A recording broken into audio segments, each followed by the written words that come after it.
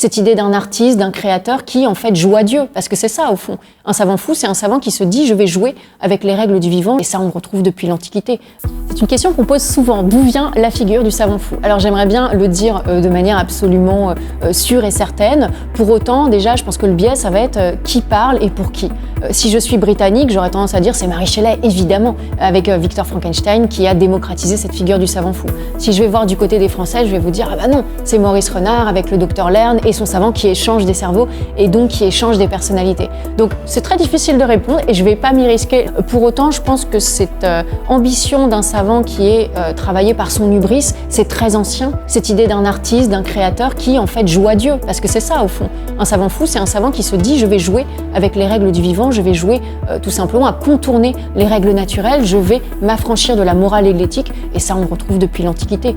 Ces figures en fait qui sont en dehors des clous et qui s'amusent avec leurs éprouvettes à tester un peu les limites de la science. Donc je réponds avec un joker, c'est difficile de dater, mais ce qui est certain que c'est une figure qui ne cesse d'innerver nos imaginaires aujourd'hui.